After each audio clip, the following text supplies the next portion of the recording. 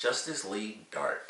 Now this is going to be my spoiler-free review for the film, so if you guys want to skip over this and just go straight into the spoilers, there's going to be a link in the description for my spoiler discussion, but I'm going to keep things super vague here, just mention, simple, very simple elements of the plot and just overall things, so it doesn't spoil it for you guys who may not have seen the movie yet. But just to start from the beginning of the film, it is dark in more ways than one. It's not just dark because it's, magic and it's literally, Justice League Dark, which is the Magic Justice League. But it's dark as in tone. Like, it starts off very, very intense. Like, there's stuff in here where it's like, oh, you don't need superheroes for that to happen. Like, that's just a dark family life. Like, just simple stuff like that. It's like, man, it gets kind of serious in this, in the opening. It's really, really well done. And they actually show off a couple of different characters, which I thought was really cool. And we actually see the Justice League in this. We see the regular Justice League. They've done a bit of advancing for that, which I thought was pretty cool, because they've actually added a few new members, and I'll let you guys find out who those characters are.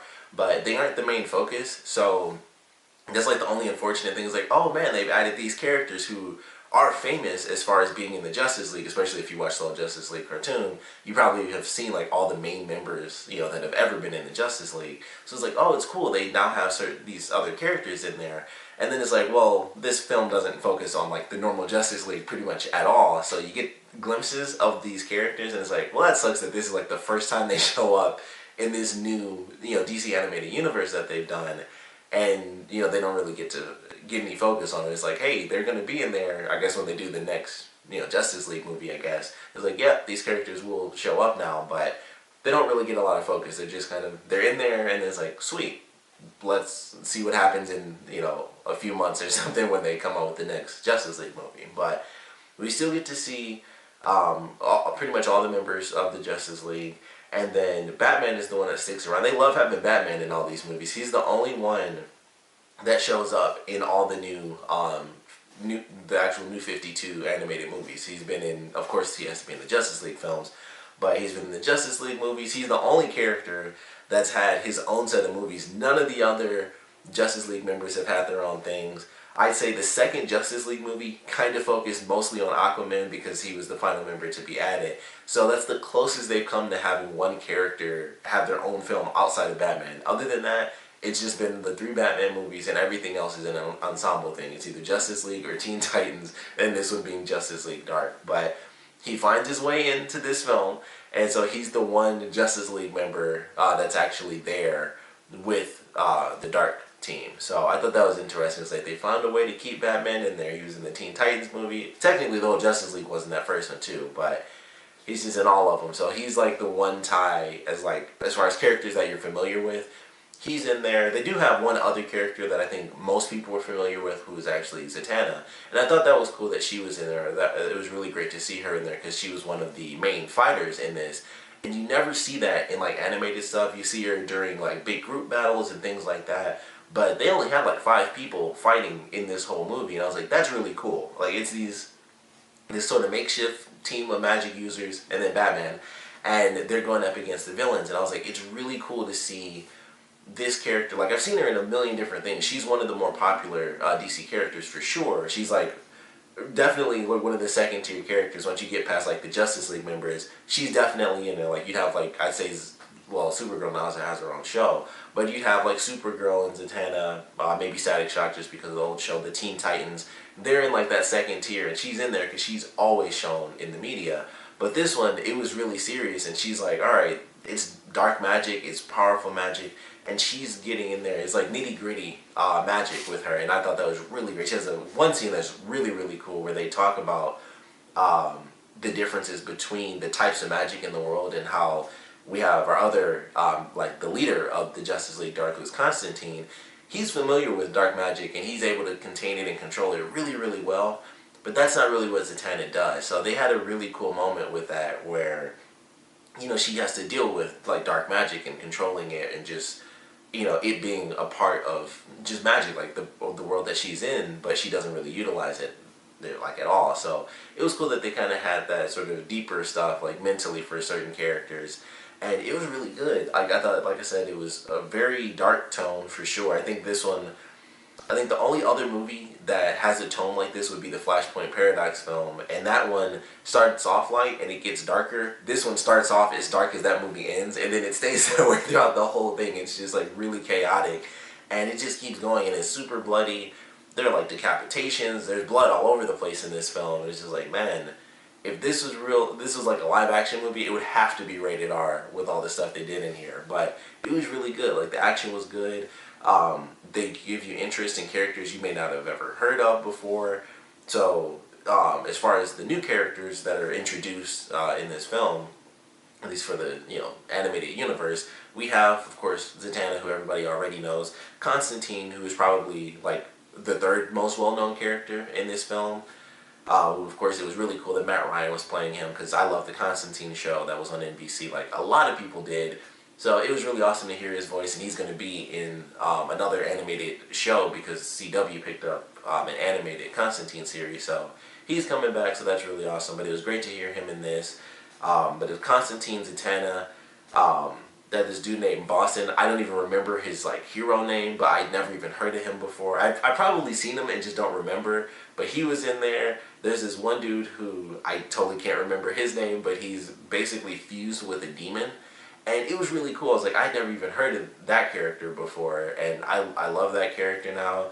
Swamp Thing, I knew about Swamp Thing. Like, a lot of people know Swamp Thing, he's just not as popular, and it was great to see him in this. I wish he was in it more. That was my only thing about this, because he's a part of, like, if you look at the cover of the movie, Swamp Thing's in there. Like, oh, look at, it's Justice League Dark. But he doesn't really show up as much as you might want him to, and when he does, it was like, oh, that's really cool, and it's like, it was just like, boom, he's in it, and then he's gone. And I was like, oh, that kind of blows, because I was expecting it to be the whole team, and it just didn't play out that way. But that's the only character that shows up less than you might want them to. Everyone else definitely gets a good focus of time. They do the backstories for the new characters, where it's like, okay, you definitely don't know these people, so here's how they came to exist. So, that's how we get the character Boston. It's like, we get his backstory. We get the backstory of the guy who's fused with the demon, which I loved his backstory, because they went into some of the crazy stuff from the DC universe, and I won't spoil that, but it's stuff that we never really see, and I was like, I knew about it, but it was really cool to see it in a movie. I was like, I love that they did that, because you don't really see that side of the DC universe too often in media, so I was actually really happy that that was that character's origin, because I didn't really know that character too well, but I knew about some of the stuff that they referenced in the DC universe. So I was like, it's cool that that's where his origin comes from, because it's just a side of the universe they never really talk about, but it's definitely there. So that made me really happy. The action, I thought, was really well done. It's fairly mature, like I said, all the blood and stuff, they swear quite a bit. There's even a reference to an F-bomb in there, and I'll let you guys find out where that is. You can probably imagine which character that comes from as well. But it was really good. Constantine, I think they did a great job with what I know about the character. It was very fun watching that, where everyone's just like, yeah, he does what he does, but don't really like the dude. He's always screwing something up or screwing somebody over. That was basically like his storyline through the whole film, was just Constantine being Constantine. Nobody was 100% a friend. It was either a former friend or someone he betrayed, or someone that betrayed him, or just something he did that was wrong. And it was just Constantine. I was like, yep, that's what I know of him, and it just moved along just like that. So really enjoyed it. Batman was actually kind of funny in this. He grunts. I've never heard Batman grunt so many times. He's just like, the whole movie, he's seeing all this stuff, because Batman isn't a magic guy. So all this stuff keeps happening. I don't know how many times they did it, but he's just like, like, he was humming through the whole thing, and just, it was really funny to me. But I really liked the movie. I thought the action was good. The story was definitely good. Obviously, the animation is always like phenomenal with these films, but I highly recommend it if you haven't already checked this film out. I was definitely looking forward to it, because I knew that they were introducing these characters we don't see as often. I had no idea that the woman was Zatanna, because she wasn't in her normal outfit, so I wasn't familiar with that, but that's the costume she wears when she's with Justice League Dark. Like, if you read those comic books, that's the costume she wears, so it was really weird seeing her outside of her like top hat and stuff costume. Like, even in Young Justice, as a teenager, she was always wearing that costume, so it was really weird. Like, it was so different seeing her in like a totally, an alternate costume. I've never seen that for Zatanna, so I thought that was really funny going through. I was like, it's weird to see her like this, because I'm always used to her being just the magician in the typical outfit, but why she doesn't need to dress up like that all the time. So it was cool that they actually had her in the other outfit that she wears during like some of those comic runs. So that was actually really cool. But if you're a fan of Justice League, then I think you'll be a fan of this. If you're more interested in seeing the more magical side of the DC universe, this is the perfect movie to do it. It's basically the only one they've got right now. There have been some older films that they've definitely done that have involved like ghosts and things like that. There's like a really old DC animated movie. It was like short stories, and one of the characters was Spectre and stuff. And he's he was in the Constantine series that was on NBC at one point, and it was just some cool stuff like that. So they don't have too many movies, even within the DC universe, animated DC universe, that really show off the magical side of the world. So highly recommend this film, whether you want to get into the magic side or you just want to see another good DC animated movie. It was definitely great. You'll see characters that you weren't expecting to see. It's not a simple ending either. I was very surprised by some of the stuff they did, and it made me wonder. I'm assuming that this goes based off of a specific comic book run, based on some of the things they did at the end, because I was like, I didn't see that coming, because I thought, like with this being in the DC animated universe, well, we have this movie to introduce these characters, and then maybe they'll team up with these people or those people, maybe they'll do this, maybe they'll do that in the future with this, because they've made, an animated universe, and they changed some stuff up at the end. I was like, oh, I didn't think that was going to happen. I definitely had specific expectations for the end of this film, and that's not the way it played out. So there's certain things that definitely caught me off guard for sure at the end, but a really good movie. Really good movie. Definitely, it's funny, actiony, very serious. Like I said, some stuff you don't even need supervillains to have some of the serious stuff they show in there. Just bad people. So definitely a darker film. Probably the darkest one, I think. Flashpoint got close, especially with that ending. It got very serious. But this was like the whole way through. It was just like this happens and that happens.